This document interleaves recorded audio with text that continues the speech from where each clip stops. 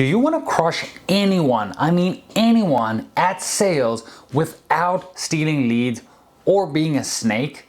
Well, today I'm going to show you how real killers, top 1% closers and setters, ethically steal sales and at the same time take over the leaderboard using nothing but skill, precision, and pure execution.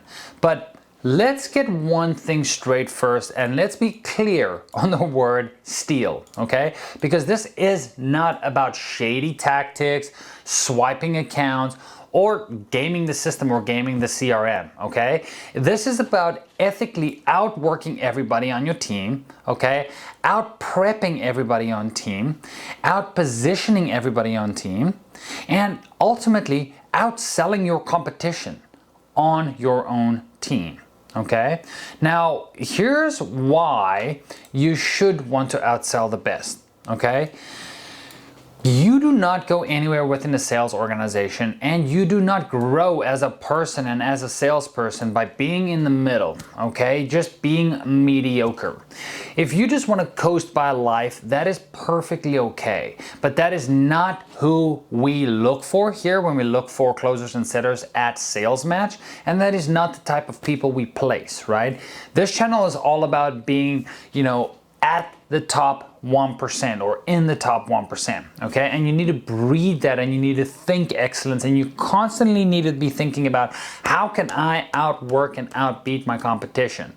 Now, sometimes there's a great saying that I used to abide by when I was still training for the Olympics back in the day, and there's a saying that my mentor always said, and it specifically is extremely true, not only in athletics, but also here, and that is that hard work will beat talent if talent does not work hard, okay? So at the end of the day, it not only comes down to hard work, but also smart work. And that is one thing that I put an edge on that saying, is that, it's not always necessarily the hard work that beats everybody, but it is the smarter work as well. So you need to always be thinking about how can I get to the top, and how can I get there by working smarter and harder, okay? Because at the end of the day, the top 1% of salespeople take home about 90% of the income, okay? And whether this is 1% or even 10% specifically, at the end of the day, the point here is that top closers will take home 90% of the income. It's just like the top, 1% of earners in America, they take home, I don't know the specific stat, but they take home the vast majority of the wealth in the specific country, okay? So that's super, super true. So your goal should be to be in that, top 1% of closers, okay? And remember, every team has whales, but at the end of the day, you want to eat what they kill as well. The goal isn't to be liked, okay? That is the thing. We're here to make money, right? We all want to get along. We're all going to have a great culture, but the goal here is not to make friends. It's not to be liked by any means. The goal is to win.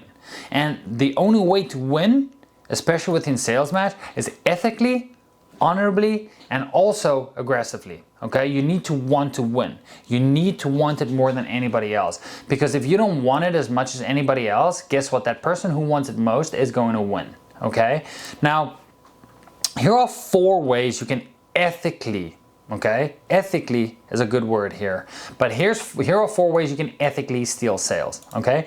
Number 1 is a very, very overlooked way of getting more sales is re-engage the dead leads. And I'm going to show you a quick little trick here, because I understand, right? You need to be concentrating on what's hot, okay, as a closer. And if you're if you're a founder watching this, or a sales manager, your closers need to be working on the hottest leads. Who is hottest to the money or hottest on the money? Those leads need to be given to your top closers. But however, I'm going to show you exactly how you can re-engage dead leads without wasting your time, okay? So most reps will actually stop after 1 or 2 follow-up messages, okay? The way to win these leads is to get very, very creative, okay? You can either send them selfie videos, right? Or voice notes, which is a very high open rate and also a very high response rate, more so over that emails, or I'll just say email for that sake. But the way you can do this is by go back into the CRM and dig up leads from 30, 60, even 90 days, okay, ago. And go and re-engage these leads and revive them. And here's the kicker: the way to save time on this is, and I've had this so many times, and you, as a founder and as a sales manager, you should be very okay with this, okay? They can go hire closers. I've had some of my closers go hire their very own virtual assistants, okay? And they can do this because they earn a freaking killing, right? And because again, to have top 1% talent on your team, you need to pay them well. Commissions need to be uncapped. They need to earn or have the ability and OTE, on-track earnings, up to a point where you go, holy shit, they're earning a lot. And you should be happy about that as a founder, okay? Because if your closers are earning a lot of money, you're earning a lot of money, okay? But point here is, they can have your closers, even if you want to pay for that, perfectly fine, have them get virtual assistants to dig up those old leads, right? And write out these scripts that will be enticing for people to fall back in, right? Again, hey John, Betty, whatever the lead's name here is. Hey Betty, you spoke with my team last month, okay? So this is if one closer has the authority to go out and pick up any leads, any dead leads, right, from any of the team members. And I allow this too. It's a free-for-all, because as a founder, that creates competition, and it ensures that at least one person on the team is going to dig up those old leads. And little hint here, that closer is probably going to be a top closer. But the way we can say this is, hey Betty, you spoke with, X on my team last month. Okay, so if you can get hyper specific, right? You spoke with Will last week on my team last month. Or specifically, you can just say you spoke with my team last month, okay? Again, if you can add in specifics, that would always help. Hey Betty, you spoke with my team last month. Curious if you found a solution or two, XXX. For us, it would be curious if you found a solution by hiring a top setter to handle your excess leads who did not book a call yet, or if the problem's still around. Okay, very important. Okay, very, very, very important. Okay, again, if you go this route, you can either automate this or, get an assistant to do this manually.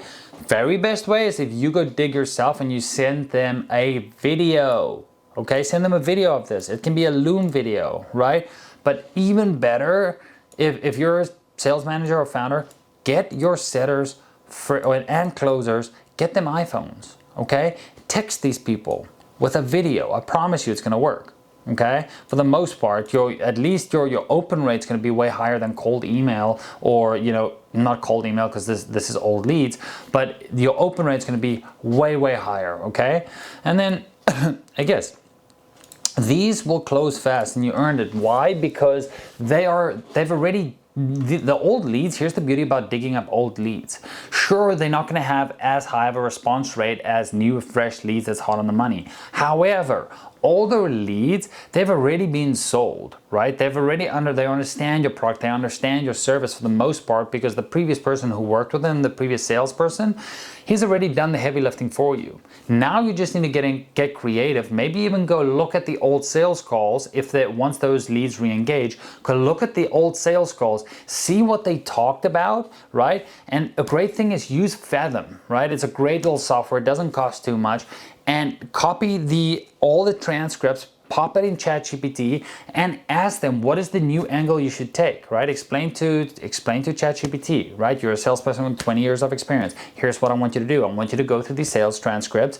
I want you to figure out exactly how and what script I should use on my next phone call, since whatever was said in these 4 whatever calls you had with that prospect did not result in a closed deal. However, I did re-engage with the lead, positively set another sales call How should I go around this, or which angle should I take to get them across the line? See what ChatGPT says. That is going to be my best recommendation for you, since I cannot get eyes on your specific offer. That's going to be the very best way, okay? And then go crush those deals, okay?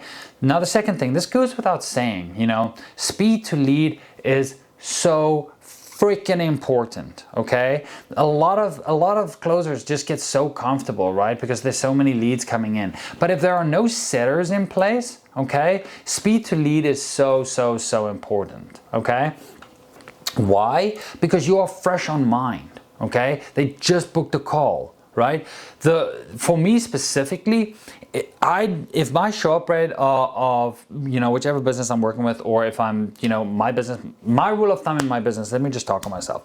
If we have a 70% show up rate from the VSL to call funnel, right? I am not letting my setters touch those leads. Why? Right? 70% is golden, okay? What I do in turn to maintain that show up rate is I have my closers do speed to lead as well, okay? So whenever somebody books a call, speed to lead, I have my closers call them immediately, okay? And just confirm the call, build that rapport, okay? Or text them. If they don't answer, text them immediately within 5 minutes as well, okay? If the show up rate is below 70%, there's gonna be more volume, right? That needs to be called, right? So your setter specifically, that's when I'll have setters come in, and I'll just have closers concentrate on, closing itself, right? But again, there's assistants, virtual assistants can help the closers as well. But again, I would highly recommend setters here. And the setters, again, will take this into place. And this is something we teach as well, that speed to lead is so freaking important.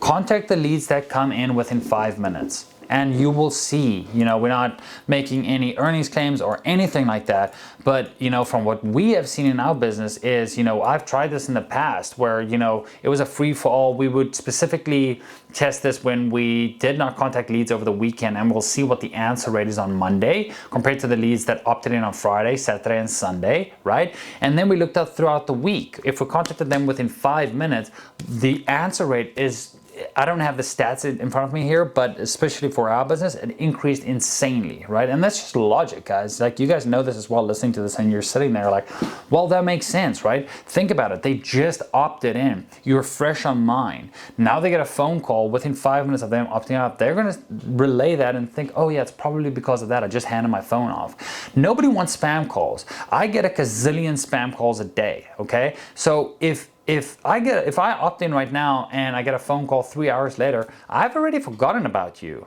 okay? And I'm not going to answer that phone. So speed to lead is so important, and response time will always win, okay? Again, we've talked about contacting them within 2 to 5 minutes, as quick as you can, okay? While you're still fresh on mind, okay? And then your first impression is always going to matter. This is so important. First impressions matter not only in your personal life, but in business as well. Be professional, be sharp as a tack, okay? And be conversational, right? Be a human at the end of the day. Okay, and also lead the conversation. Okay, you also want to prepare for your calls. That is so important, right? A lot of people don't prepare for the calls, right? You will know sometimes the objections in advance, right? How do you know this? Well, by doing your freaking research ahead of the call. If you're B2B, go look at the person's website. Go look at what they're doing. Go look at their landing pages. Whatever you're selling, right? Like for us, we place, top 1% setters and closers within businesses, so they don't have to go do all the hard work, right? So specifically, I'll go look at, the industry they're in. Then I'll go look at, okay, who have we worked with in the past that I can maybe create a common connection there, right? Or if it's a setter, right, I'll specifically go look at their call funnel, right? Or any funnel that they have, right? Do they have a DM funnel? Do they have a call funnel? Do they have, a mini chat funnel? Do they have, a comment funnel where people will comment, where the setters can go harvest those comments and create conversation in the DMs, right? We will go do research ahead of time so that when you show up to the call, guess what? You are going to out-prepare any other competitor they are going to be talking with. Why? Because you show that you care. And at the end of the day, it is my philosophy that if you actually care and really care about your prospect and show that you care about them, you are going to win the sale more so than anybody else. I've tested this. I've had closers that are hard sell. I've had closers that are, in my eyes, softer sell, where they're more family man, kind of orientated, wants to make everybody their friend, versus I'm here for business, okay? I've watched the two go head and head together in my previous business, right? And there are pros and cons to each. And I like having both kind of personality types on the team to split test this, to really see what's working for my specific offer. Because I can't sit here and say what's worked for me exactly is gonna work 100% for you, right? Because at the end of the day, every offer is different, every price tag is different, every culture is different. But I can only talk from personal experience what has worked for me. And hey, if it worked for me, go out and try it. What do you have to lose if it's not working in the first place? Okay, so again, do your research.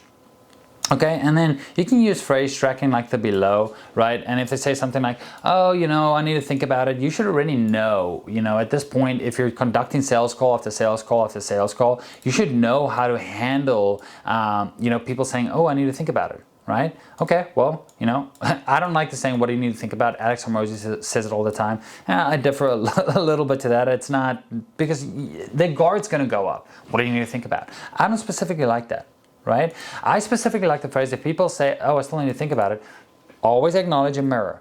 Completely understand, Betty. I would want to think about it too if I was you. It is a big decision, right? Betty, just so we're on the same page, what are you still unclear about? Okay, you're not specifically asking her, are you unclear about something that I can clear up for you? No, you're taking one step further. You're assuming that she's unclear about something, so you lower her guard, right? Because now she can come back and say, well, I'm not unclear about something. That's way better than saying, well, there's a couple of things that I'm unclear about, right? Well, specifically ask them, what's still unclear for you, right? And say it in a nice way, exactly like I said. Betty, completely understand, you want to think about it. I would want to think about it too if I was you, because this is a big decision, right? Betty, just so we're on the same page, what is still unclear to you at this point in time? Okay? Just ask that question. Simple, okay? Now, the fourth way specifically that you can ethically steal sales is lead the entire culture, okay? Get ahead, be coachable, ask for coaching. Offer to role play, offer to help others on the team. Offer, spot certain areas of the business that you can make a suggestion to improve that would drive more revenue to the business. Why? The founders will acknowledge that, okay? They will like you more than other guys, and if you can, or other closers on the team, and if you can show that you are actually trying to help the entire team by contributing to the team culture, you're not just here to make a buck, right? I've had those on my team. I can't stand those closers who are just there just to make a quick buck, right? Can't stand those people. But at the end of the day, if they are contributing, right, and they are doing everything, they are asking for coaching, they're coachable, right? And the point here is that managers, they notice killers, okay? And they're going to send the best leads your way. I'm guilty of that, right? I'm going to send the best deals, not only sometimes to the person that has the highest close rate, because that could be two different things, right? There's two sides to the story. I'll give you an example here. If both closers are sitting at a 15% close rate, but one thing that I noticed is that the family just a real tangible example, this is going to be different for your business, but the person number A, right, their clients that they're bringing us, their prospects that they're closing that are turning into clients are way easier to work with than these clients that person B are closing, right? So the difference is here is that person A is setting the right expectation that aligns with our offer, which is it's a KPI that you cannot really measure or see, okay? Versus person B that's actually just closing to close, hard sell. Even if they have the same closing rate, you might not realize that you actually want to send the better leads this way, right, to person A, because now you are going to get more of those easier to work with people because person A is setting the right expectation. And guess what? If they don't set the right expectations, take the sales calls from person A and give it to person B so they can understand and have an open and honest conversation instead of hiding away from the truth. Talk to your salespeople, sales managers. If you're watching this, or founders, if you're still leading your sales team, talk to your salespeople. And if you're a closer watching this, talk to your managers, talk to your founders, okay, about these things and bring it to their attention, okay? And again, a lot of reps do get complacent, okay? You got to be hungry all the time if you're a closer, okay? All the freaking time you need to be hungry, okay? Because at the end of the day, guys, A players want leads, okay? And here's how you get them. Owners don't care about who's been here for, for the longest time. I cannot freaking stand that when people are like, oh, well, I've been here for 3 years. How come he gets the best leads? Because he's kicking your effing ass. That's why, right? This is a competitive environment. Get to the program or get lost, okay? At the end of the day, if you're a founder or a sales manager, do not tolerate mediocrity, okay? This is why Sales Match exists, okay? If you tolerate mediocrity, right? I did it. Let me just tell you, in the past, I tolerated mediocrity. Why? Because I didn't want to go through the constant grind of finding new people, interviewing them, doing mock interviews, calling their old bosses, doing reference checks, doing culture check, doing personality check. All of this stuff took up so much time, right, that I barely focused on the business itself, right? And this is why Sales Match exists, is so we can take that time, we can do all the heavy lifting for you, okay? So you can constantly be replacing either your setters or your closers, because you do not want to breed a culture of mediocrity, okay? You want to breed a culture of excellence. And the only way you can do that is if you're constantly replacing the bottom rep, okay? Hate to say it, but it's true, okay? Again, owners care who close deals, okay? Who protects the brand identity, sets the right expectations, right? Closers don't create drama, okay? Owners love people who print cash and who crushes quota, okay? And if that's you, if that's your personality, you will always eat, okay? You will always eat, okay? That's so important. Like, just be hungry, okay? And you should be hungry, okay? Like, here at Sales Match, we do not work with reps who want handouts, okay? Those guys, we set so much friction in our recruiting process and the requirements that are needed to be placed with a job, right? That those people who want handouts, they do not even make it through round 1 of interviews, okay? We work with reps who want to dominate. That's why we ask all these questions and we do these rigorous interviews and mock calls and so on and so forth. It's because we want our reps to dominate, okay? Now, again, if you're a salesperson and you're watching this as a closer and you want to get placed, right, shoot us a message on Instagram, just typing in offer, and we'll add you to the group where we get all of our offers, okay? And if you're sitting there watching this as a salesperson or a sales manager or a founder and you want top 1% reps without going through the constant grind of finding them, training them, and doing all the time consuming fluff, let us handle that. Click the link down below, book a free consultation call, and again, we're only going to be able to work with you if we can contribute, okay? If you're not doing $20,000 a month in sales, we cannot help you, okay? I'm going to be truthfully honest. If you do not have a consistent lead flow, we cannot help you. I'm going to be brutally honest. But if you have those things and you're looking for the best salespeople your offer can get your hands on, contact us and we'll get it done. I hope to see you in the next video. Bye-bye.